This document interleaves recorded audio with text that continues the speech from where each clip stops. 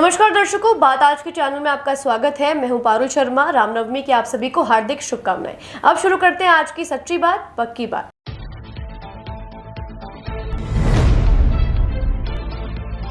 रामनवमी पर शहर भर में हुए कई धार्मिक आयोजन। बजरंगगढ़ चौराहे के सीताराम मंदिर पर विशेष आरती, भक्तों को किया गया प्रसाद वितरण।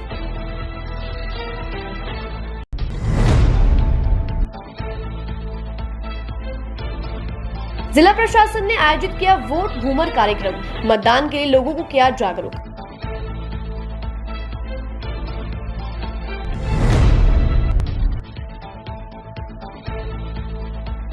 ब्यावर सदर थाने के सामने तेल की टैंकर में लगी आग, पेट्रोल पंप पास होने से मचा हड़कंप।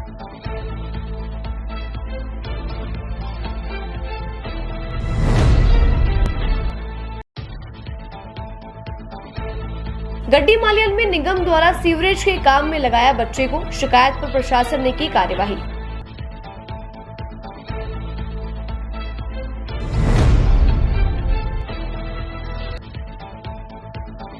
टोलफा संस्थान की टीम बनी गौरक्षक, तड़पती हुई गाय को देर रात बचाया।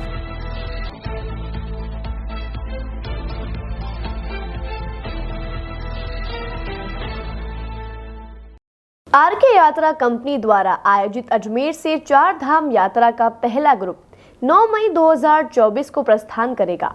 वे दूसरा ग्रुप 30 मई 2024 को प्रस्थान करेगा।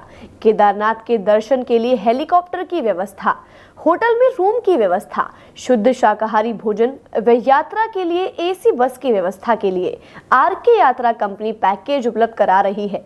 अधिक जानकारी के लिए संपर्क करें आरके यात्रा कंपनी, सोने जी की नसिया, आगरा गेट, अजमेर। यार, बच्चे के लिए ऐसा स्कूल तलाश रहा हूँ जहाँ बच्चा स्टडी करे और साथ में उसे सभी स्पोर्ट्स फैसिलिटीज भी मिले। अपने बच्चे के लिए सतगुरु इंटरनेशनल स्कूल चुनो। स्टडी के साथ साथ यहाँ इवनिंग में नेशनल लेवल के कोचेज द्वारा swimming, badminton, lawn tennis, table tennis, basketball जैसे स्पोर्ट्स की ट्रेनिंग दी जाती है। अरे वाह! सतगुरु इंटरनेशनल स्कूल, पृथ्वीराज नगर, ऑपोजिट ए ब्लॉक, पंचशील, अजमेर।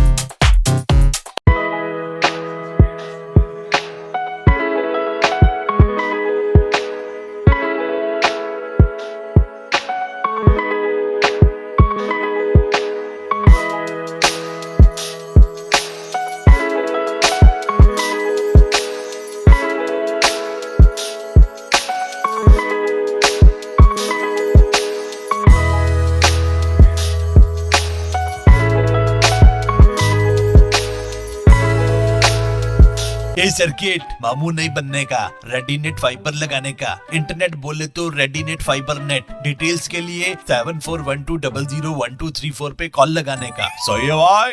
इंटरनेट बोले तो रेडीनेट फाइबर। अब शुरू करते हैं बातों का बेहतरीन सफर। रामनवमी के शुभ अवसर पर आज महावीर सर्किल स्थित संन्यास आश्रम का भूमि पूजन व शिलान्यास किया गया।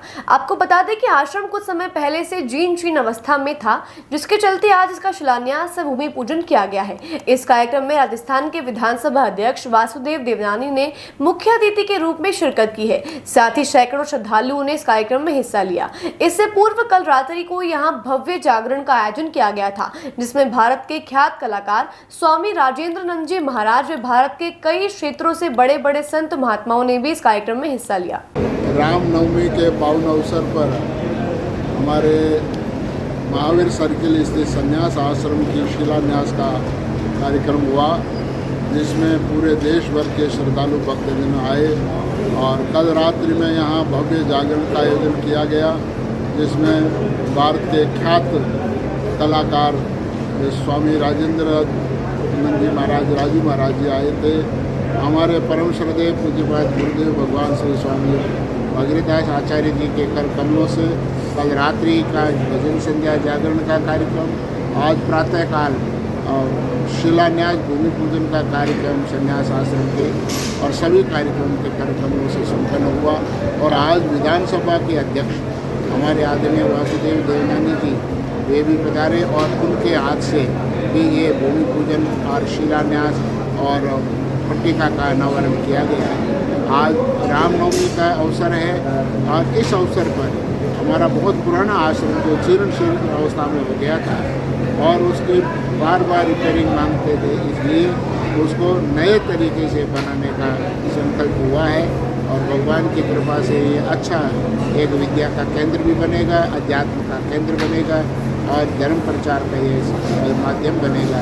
इसलिए आज इसका भूमि पूजन करके और आश्रम पुनर्निर्माण का कार्यक्रम शुभारंभ किया। इसमें और कौन मुख्य अतिथि थे? मुख्य अतिथि के रूप में राजस्थान के विधानसभा अध्यक्ष वासुदेव देवनानी जी और राजस्थान के बहुत सारे ब्राह्मण, हमारे अजमेर के कालीचरण जी खंडेलवाल, हमारे कोलायत से हुक्मा राम जी और हमारे लोहड़िया मुंजासर से सामाजिक कार्यकर्ता और सरपंच अपने अजारी राम जी और मोरिया मुंजासर और जैसलमेर, बीकानेर, जोधपुर, आपके पूरे भारत से, पूरे राजस्थान से लोग आए हैं। बड़े बड़े विद्वान लोग आए, बड़े बड़े संत लोग आए। प्रेम प्रकाश आश्रम के पूज्य ब्रह्मानंद शास्त्री जी महाराज भी इस कार्यक्रम में पधारे और भी बहुत सारे लोग पधारे। हर क्षेत्र से लोग आए हैं, उन सब का मैं धन्यवाद करता हूं। अजमेर के बजरंगगढ़ चौराहे पर स्थित सीताराम मंदिर में रामनवमी का पर्व बड़े ही हर्षोल्लास के साथ मनाया जा रहा है। मंदिर के पंडित ने जानकारी देते हुए बताया कि आज रामनवमी के उपलक्ष्य में महाआरती का आयोजन किया गया, जिसके पश्चात भक्तों में प्रसाद वितरित किया गया। साथ ही आज मंदिर में अखंड कीर्तन भी रखा गया है, जिसका भक्त पूरी तरह से आनंद ले रहे हैं। श्री सीताराम मंदिर बजरंगगढ़ चौराहा अत्यंत प्राचीन सीताराम मंदिर है। यहाँ पर राम जन्मोत्सव बड़े भव्य रूप से मनाया गया। आज रामनवमी के उपलक्ष्य में महाआरती करी गई, उसके पश्चात भक्तों को प्रसाद वितरित किया जा रहा है और अखंड कीर्तन चल रहा है, जो कल दशमी के दिन पूर्णावती होगी। पूर्णावती के समय में पहले जो है हवन होगा, उसके बाद पूर्णावती होगी। ये सब कार्य बजरंगदास जी के अध्यक्षता में संपन्न होगा। ये कितने साल पुराना मंदिर है और कहाँ पर है? ये श्री सीताराम मंदिर लगभग 100 साल से ऊपर पुराना मंदिर है और यहाँ की जो है व्यवस्था सारा जो है महंत के हिसाब से चलता है। और कल जो है हवन होगी और उसके बाद प्रसाद वितरित किया जाएगा। वर्तमान में महंत बजरंगदास जी महाराज है। ये नाम आपका? महेश पंडित, पूर्व वरिष्ठ पुजारी। पटेल मैदान में वोट घूमर नाम से मतदाता जागरूकता कार्यक्रम का आयोजन किया गया, जिसमें प्रशासन के समस्त अधिकारी महोदय मौजूद रहे। जिला निर्वाचन अधिकारी कलेक्टर भारती दीक्षित द्वारा तिरंगे रंग के गुब्बारों के साथ मतदाता दिवस 26 अप्रैल 2024 के गुब्बारों की गुच्छे आकाश में मतदाता जागरूकता हेतु छोड़े गए, जिसमें सभी प्रशासनिक अधिकारियों ने अपनी भागीदारी निभाई। इसके अलावा समस्त पार्टिसिपेंट करने वाले महिला मतदाताओं ने भी गुब्बारे आकाश में छोड़कर सभी क्षेत्रवासियों से एवं अजमेर शहर वासियों से यह अपील की है कि सभी लोग 26 अप्रैल 2024 को अपना वोट डालने के लिए अवश्य जाएं। इस समस्त कार्यक्रम के अंदर महिलाओं ने वोट घूमर गानों पर खुलकर नृत्य किया और सभी ने आश्वासन दिया कि वे 26 अप्रैल 2024 को स्वयं तो मतदान करेंगे ही और समस्त मतदाता जो उनके संपर्क में है उनसे वोट डालने का कार्य करेंगे और एक वॉलंटियर के रूप में सुबह से लेकर शाम तक कार्य करेंगे। चुनाव 2024 की तैयारियों के लिए आज स्वीप के अंतर्गत अजमेर नॉर्थ घूमर का आयोजन किया। इसमें बहुत बड़ी संख्या में महिलाओं ने पार्टिसिपेट किया और वोटिंग को प्रेरित करने के लिए अलग अलग गीत हमारे मतदाताओं ने बनाए हैं। उन्हीं सभी गीतों पर आज नृत्य हुआ। घूमर नृत्य से वोट के लिए आह्वान हुआ, लोगों को मोटिवेशन हुआ और बहुत अच्छा लगा ये देख करके कि जो हमारे लोग पार्टिसिपेट कर रहे हैं इस प्रोग्राम में बहुत एंथुसियास्टिक हैं, हाईली मोटिवेटेड हैं और उनको देखकर हमें प्रेरणा मिलती है। तो सभी लोगों से आग्रह कर रहे हैं कि आगामी लोकसभा चुनाव में लोग बढ़ चढ़कर मतदान करें और हमारे अजमेर जिले को अग्रणी जिलों में लेकर जाएं। मतदान दिवस जिला निर्वाचन अधिकारी कलेक्टर महोदय श्रीमती भारती दीक्षित मैम एवं सहायक रिटर्निंग ऑफिसर एवं अतिरिक्त जिला कलेक्टर अजमेर शहर श्रीमान गजेंद्र सिंह जी राठौड़ के तत्वाधान में आज यहाँ पटेल मैदान के अंदर वोट घूमर के नाम से मतदाता जागरूकता कार्यक्रम आयोजित किया गया, जिसके अंदर जिला परिषद से मुख्य कार्यकारी अधिकारी एवं एडीएम सर और प्रोटोकॉल अधिकारी अपूर्वा मैम और समस्त प्रशासन के समस्त अधिकारी यहाँ मौजूद रहे। उनके तत्वाधान में यहाँ पर वोट घूमर के माध्यम से सभी मतदाताओं को जागरूक किया जा रहा है।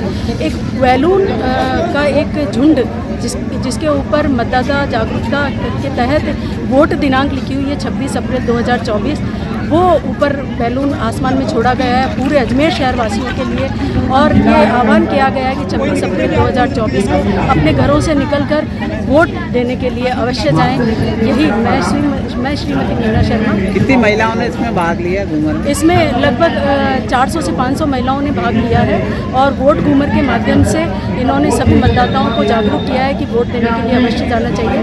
और ये स्वीप टीम पूरी जो उत्तर विधानसभा क्षेत्र है ये सभी इस कार्य को पूरा परिणाम देने में इनका पूरा सहयोग रहा है। और मैं मीना शर्मा स्वीप प्रभारी उत्तर विधानसभा क्षेत्र अजमेर।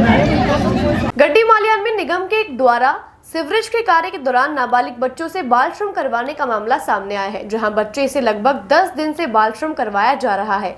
जब इस बाल श्रम के संबंध में निगम में शिकायत की गई तो उस दौरान कोई कार्यवाही नहीं की गई, जिसके चलते चाइल्ड वेलफेयर को इसकी सूचना दी गई। सूचना पाते ही चाइल्ड वेलफेयर मौके पर पहुंची व आदर्श नगर थाने में रिपोर्ट दर्ज करवाई। वार्डवासी दिलावर चौहान ने आरोप लगाते हुए बताया कि कुछ दिनों से नगर निगम के काम जिसमें जिस व्यक्ति को टेंडर दिया गया था उसके द्वारा काम नहीं किया जा रहा है, बल्कि दूसरे ठेकेदार से कार्य करवाया जा रहा है, जो कि छोटे छोटे बच्चों से बाल श्रम करवा रहा है। साथ ही उनका आरोप है कि इस कार्य के दौरान पूरा रोड खुदा हुआ है, जिसके चलते पूर्व में भी ट्रैक्टर पलट गया था और यातायात प्रभावित हो रहा है। उनकी मांग है कि नगर निगम प्रशासन इस ओर ध्यान देकर समय पर निरीक्षण करने की आवश्यकता है। 16 साल कहाँ से आए?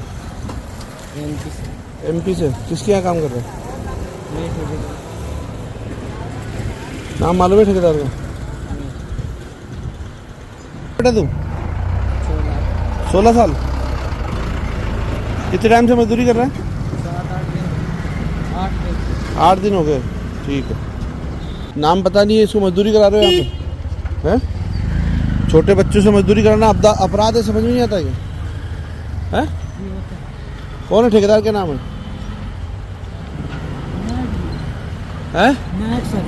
नायर जी। क्या नाम है? शायद कंफर्म नहीं है।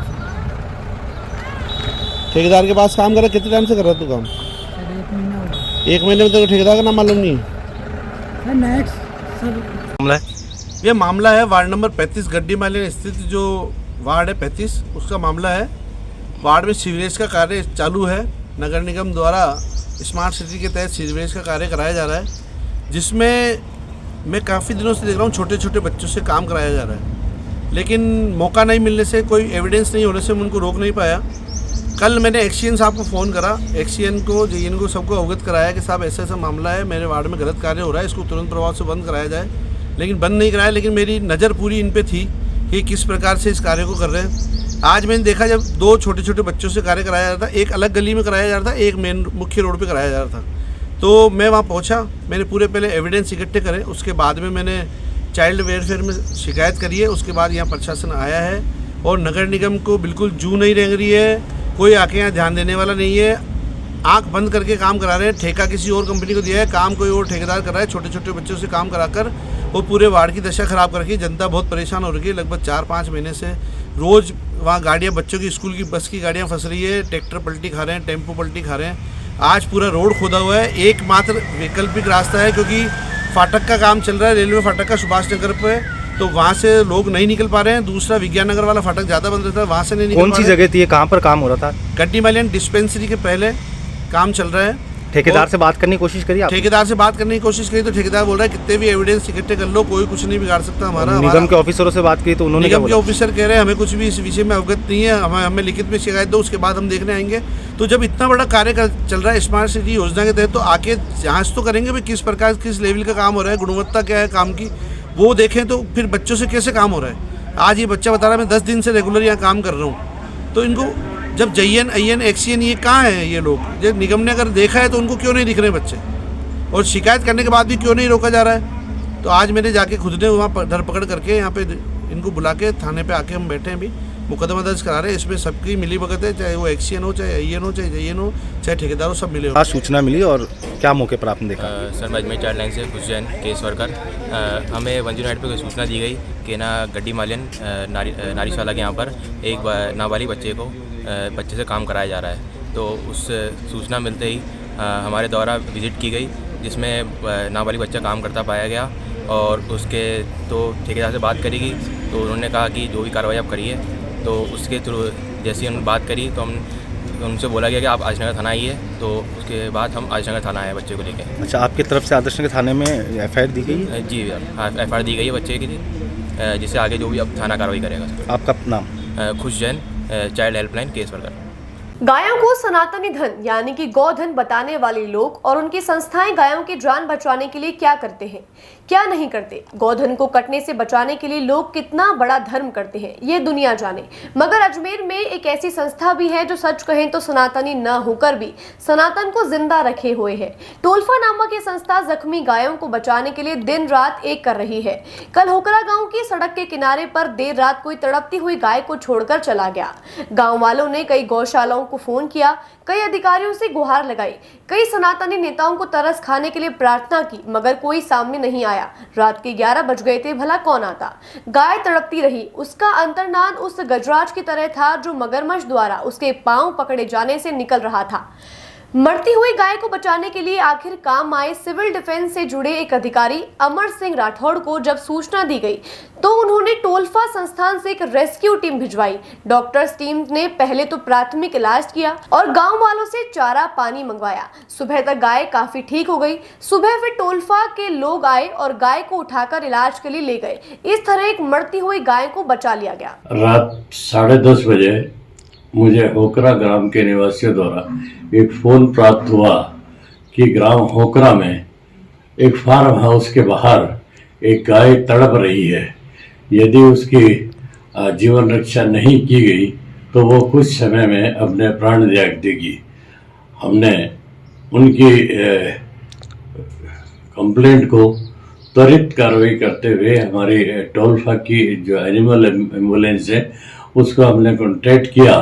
तो वो उस समय पर्वतपुरा में थी, लेकिन हमने उनको कहा और उनके वो साथ में डॉग्स डिलीवर कर रही थी और डॉग्स कैच कर रही थी, तो हम उसको कैरी नहीं कर सकते थे। तो हमने उन्हें कहा कि आप तुरंत जाके उस गाय को वहीं पे एट द स्पॉट ट्रीटमेंट करिए और उसके बाद जैसी भी स्थिति हो तो रात को आवश्यक हो तो रात को ही इसको टोलफा एनिमल केयर हॉस्पिटल में शिफ्ट करें, अदरवाइज नहीं तो सुबह इसको करें।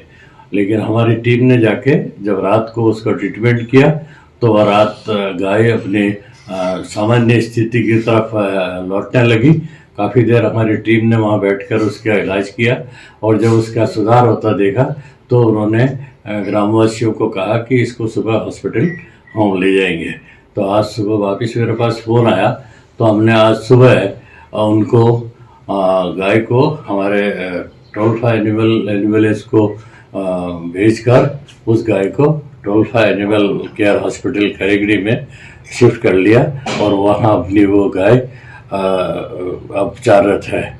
देखिए, गाय को बचाने के लिए, गौ हत्या को बचाने के लिए कोई मॉब लॉन्चिंग की आवश्यकता नहीं है। बचाने के लिए अगर कहीं आप इस तरह का देखें तो डोल्फा एनिमल केयर हॉस्पिटल की जो आवश्यक सेवा है, इमरजेंसी सर्विस 9829965585 पर आप संपर्क 8 बजे से लेके शाम को 5 बजे तक कर सकते हैं। और उसके बाद भी यदि कोई बहुत ही ज़्यादा कोई सीरियस ऐसा जानवर आप इंजर्ड देखें तो आप व्यक्तिगत मुझे भी फ़ोन कर सकते हैं। मैं Amar Singh Rathore, honorary animal welfare representative, animal welfare board of India और tree of life for animals Dolfa का ट्रस्टी। जय हिंद, जय भारत। गौ रक्षा ही राष्ट्र धर्म है। बातों को देते हैं छोटा सा विराम, जल्दी मिलते हैं एक नए सफर पर। आरके यात्रा कंपनी द्वारा आयोजित अजमेर से 4 धाम यात्रा का पहला ग्रुप 9 मई 2024 को प्रस्थान करेगा। वे दूसरा ग्रुप 30 मई 2024 को प्रस्थान करेगा। केदारनाथ के दर्शन के लिए हेलीकॉप्टर की व्यवस्था, होटल में रूम की व्यवस्था, शुद्ध शाकाहारी भोजन व यात्रा के लिए एसी बस की व्यवस्था के लिए आरके यात्रा कंपनी पैकेज उपलब्ध करा रही है। अधिक जानकारी के लिए संपर्क करें आरके यात्रा कंपनी, सोने जी की नसिया, आगरा गेट, अजमेर। यार, बच्चे के लिए ऐसा स्कूल तलाश रहा हूँ जहाँ बच्चा स्टडी करे और साथ में उसे सभी स्पोर्ट्स फैसिलिटीज भी मिले। अपने बच्चे के लिए सतगुरु इंटरनेशनल स्कूल चुनो। स्टडी के साथ साथ यहाँ इवनिंग में नेशनल लेवल के कोचेज द्वारा swimming, badminton, lawn tennis, table tennis, basketball जैसे स्पोर्ट्स की ट्रेनिंग दी जाती है। अरे वाह! सतगुरु इंटरनेशनल स्कूल, पृथ्वीराज नगर, ऑपोजिट ए ब्लॉक, पंचशील, अजमेर।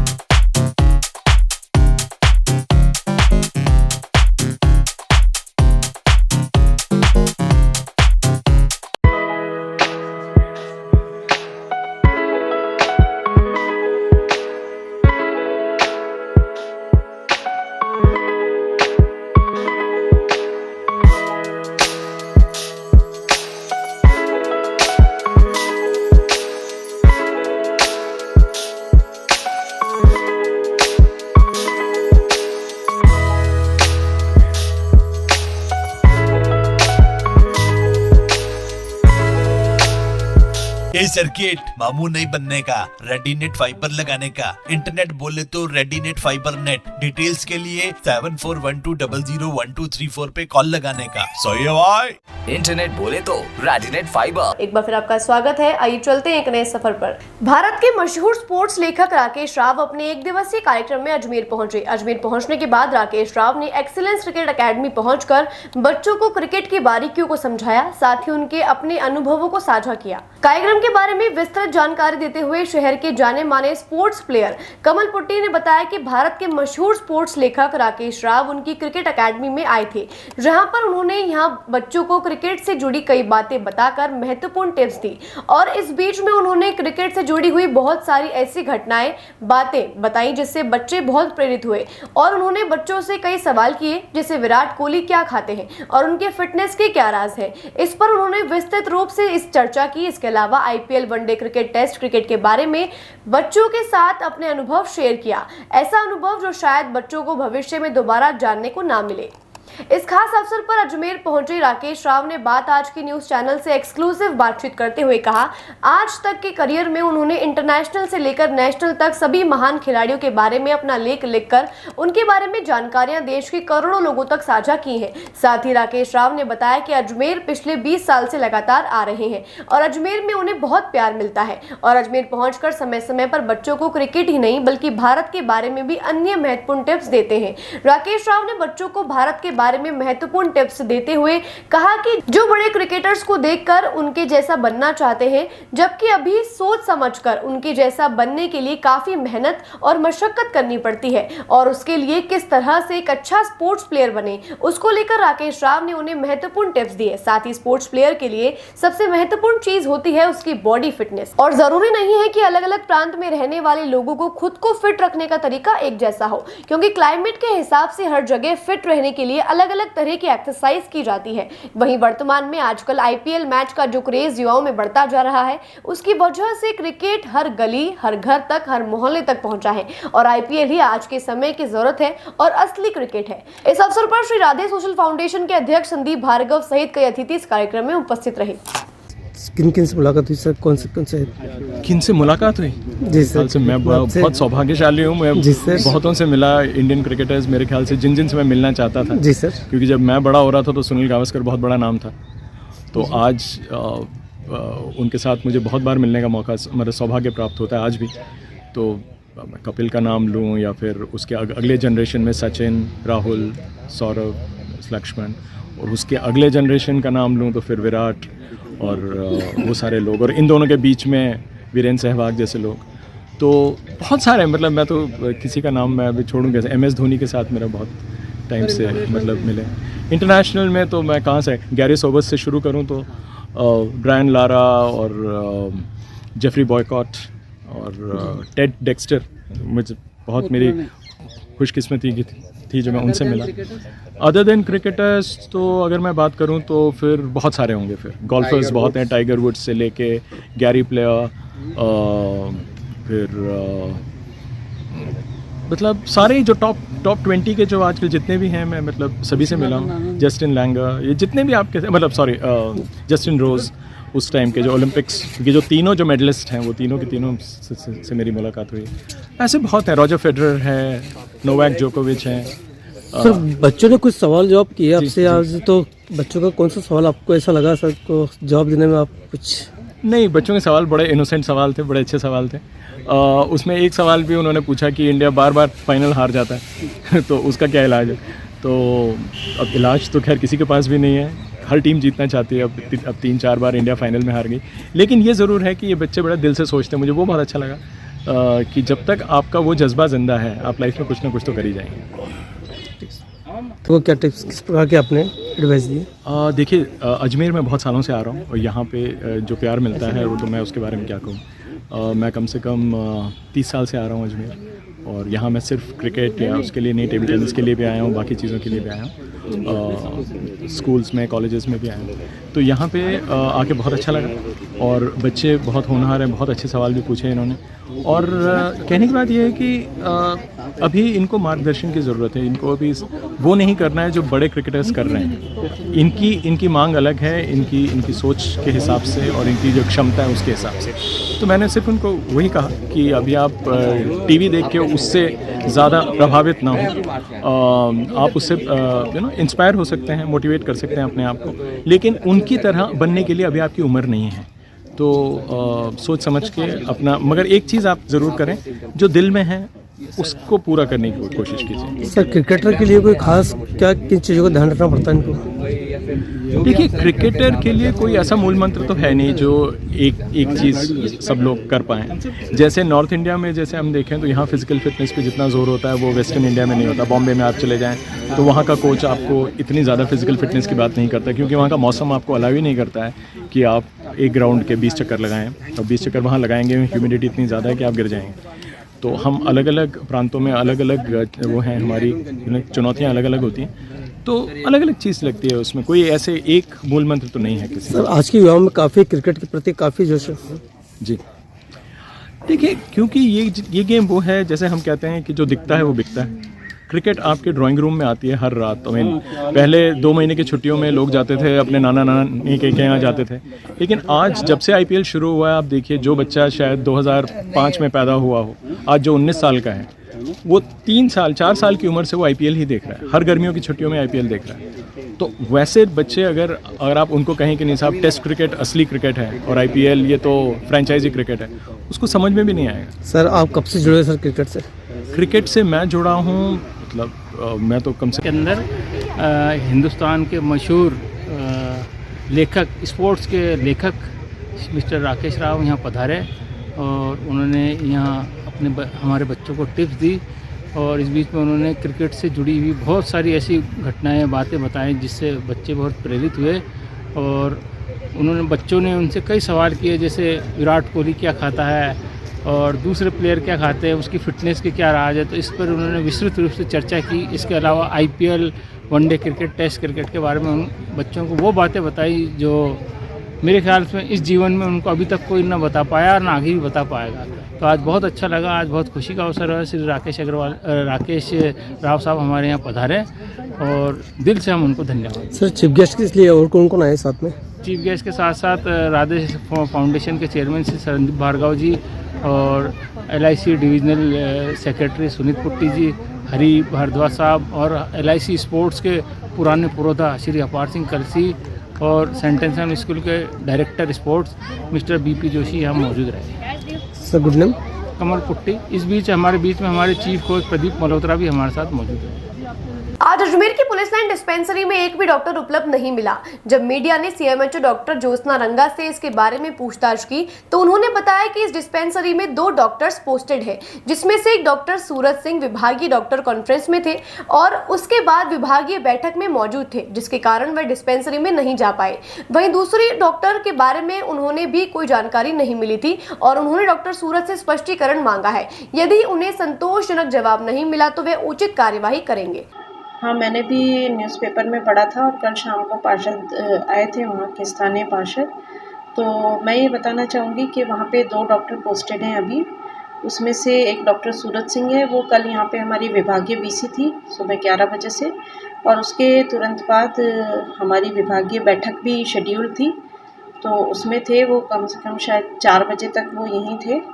तो उनके बारे में तो मैं आपको बता सकती हूँ कि वो यहाँ BC में और बैठक में थे, और ये सब ज़रूरी होता है विभागीय बैठकें और BC, तो इसमें भाग लेने आए थे वो। और दूसरी जो डॉक्टर हैं उनके बारे में मेरे पास कोई सूचना नहीं है, तो मैंने डॉक्टर सूरज से स्पष्टीकरण लिया है, तो जैसे ही उनका जवाब आएगा मैं आपको बता दूँगी। कुछ कार्रवाई की जाएगी? जी बिल्कुल, जैसा भी होगा। अगर वो पहले से लीव पर थी तो उस हिसाब से देखा जाएगा, और अगर नहीं है तो एक डॉक्टर को मौजूद रहना चाहिए कम से कम। शुरू से यही परंपरा चली आ रही है कि एक ना एक जना मौजूद रहता है, तो उनको समझाया जाएगा और कार्रवाई की जाएगी।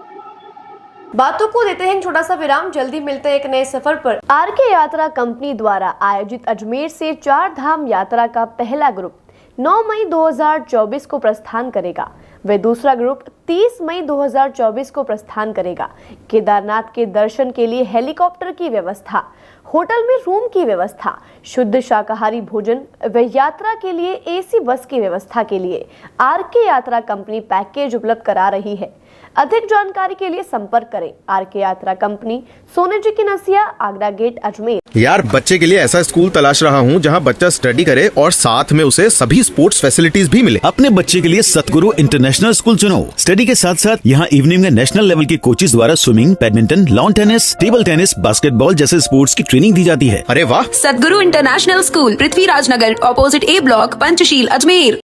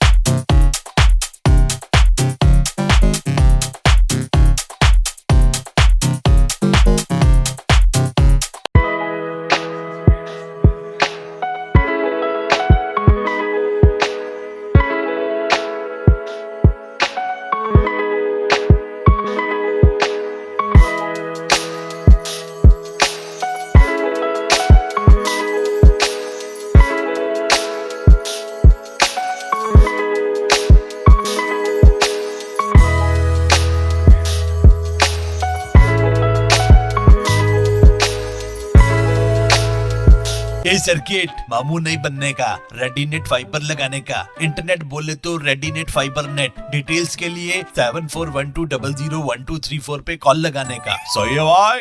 इंटरनेट बोले तो रेडीनेट फाइबर। एक बार फिर आपका स्वागत है। आइए चलते हैं एक नए सफर पर। रामनवमी के उपलक्ष्य में आज अजमेर के बजरंगगढ़ चौराहे पर स्थित अम्बे माता मंदिर की ओर से जेलन हॉस्पिटल में 10 कूलर वितरित किए गए।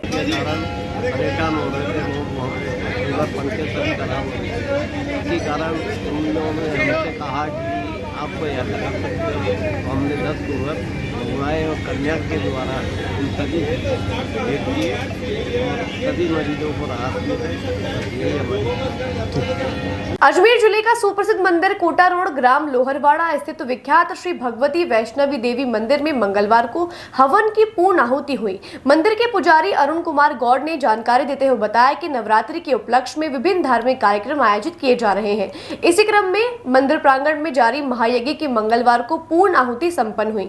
मंदिर में में नवरात्रि महोत्सव श्रद्धापूर्वक मनाए जा रहे हैं। यहाँ पर 40 वर्ष पूर्व जम्मू कटरा के माता वैष्णो देवी से लाई गई ज्योति मंदिर में आज भी प्रज्वलित है, जिसके दर्शन शारदीय चैत्र नवरात्रि के दौरान बड़ी संख्या में आने वाले श्रद्धालुओं का मंदिर परिसर में तांता लगा रहता है। वहीं मंदिर समिति द्वारा भी भक्तजनों की सुविधा का पूरा ध्यान रखा जाता है।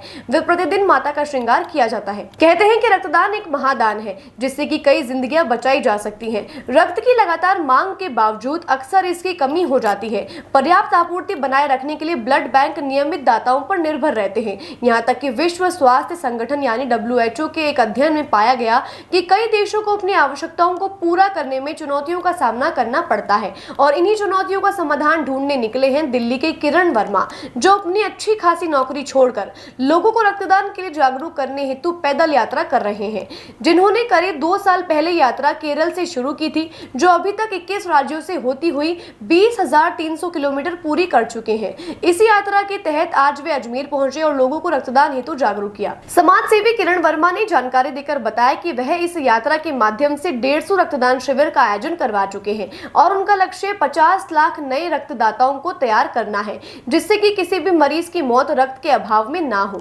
हम इस चैनल के माध्यम से आपसे भी अपील करना चाहेंगे कि किरण वर्मा के इस नेक कार्य को अपना समर्थन दें और समय समय पर रक्तदान अवश्य करें।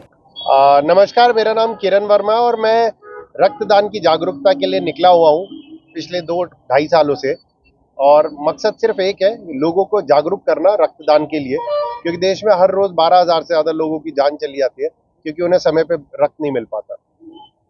अब तक कितनी यात्रा करती है? अभी तक 20,300 किलोमीटर की यात्रा हो चुकी है अजमेर तक, जिसमें 21 राज्य है, और इस यात्रा को लगभग 2.5 साल हो गए हैं, 28 दिसंबर 2021 से अब तक।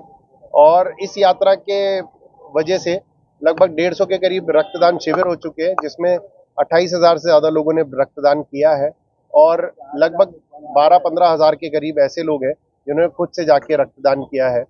मकसद है कि देश में 5 मिलियन नए ब्लड डोनर्स तैयार करना, ताकि देश में कोई भी व्यक्ति अपनी जान न गंवाए ब्लड की कमी की वजह से। किस सोच को लिए क्या सोचा आपने? एक्चुअली ये सोचा नहीं, जब 2016 के अंदर मेरा ब्लड बेच दिया गया था एक ऐसी महिला को जो वेश्यावृत्ति में पड़ गई थी अपने पति के इलाज के लिए, तो उसी दिन मैंने अपनी नौकरी छोड़ी, और नौकरी छोड़ने के बाद फिर मैं रक्तदान पे को ही अपने जीवन का मिशन बना लिया। लेकिन जब कोविड आया तब आप सबको पता होगा प्लाज्मा का क्राइसिस कितना भयंकर था, और प्लाज्मा के टाइम पे लोग ब्लड देने के लिए, प्लाज्मा देने के लिए बहाने बना रहे थे, ना देना पड़े उन्हें। और उस वक्त मैंने देखा किस तरह लोगों त्राही कर रहे हैं और दूसरी तरफ लोग बहाने बना के ब्लड नहीं दे रहे। तब मुझे लगा कि ये हम हर बार सरकार के ऊपर या तंत्र के ऊपर उंगली नहीं उठा सकते, क्योंकि यहाँ समस्या भी हमें और समाधान भी हमें। और बस उसी वक्त मैंने ये फैसला लिया कि 5 मिलियन नए ब्लड डोनर्स तैयार करने के लिए मैं गांव-गांव, शहर-शहर जाऊंगा और सिर्फ एक बात बोलूंगा कि आप रक्तदान करें, कहीं पर भी हो, किसी को भी, आप सिर्फ रक्तदान करें, ताकि हम इस समस्या को जड़ से खत्म कर सकें। ये यात्रा कहाँ शुरू हुई और कहाँ समापन होगी? सर, मैंने केरला में शुरू की थी। केरला से होते हुए Tamil Nadu, Pondicherry, Karnataka, Goa, Maharashtra, Dadar Nagar, Daman Diu, Gujarat, Telangana, Andhra, Orissa, West Bengal, Assam, north east होते हुए मैं राजस्थान पहुंचा हूँ, और ये खत्म होगी दिल्ली में जब अपनी वॉक खत्म करूँगा। कितने किलोमीटर हो जाएगी? किलोमीटर एक्चुअली मैंने शुरुआत में 21,000 सोचा था, लेकिन ये 21,000 से कहीं ज़्यादा किलोमीटर हो जाएंगे, क्योंकि मेरा टारगेट है कि मैं हर एक राज्य और केंद्र शासित प्रदेश के अंदर अपना ये मैसेज लेके जाऊँ। क्या आप पैदल ही हैं? हाँ, मैं पैदल ही हूँ। आपका नौकरी कौन से डिपार्टमेंट में करते थे? मैं एक यूनिवर्सिटी के अंदर मार्केटिंग हेड था, और अच्छी खासी सैलरी थी मेरी। आज के लिए बस इतना ही। कल फिर होगी आपसे मुलाकात, तब तक के लिए दीजिए इजाजत। नमस्कार।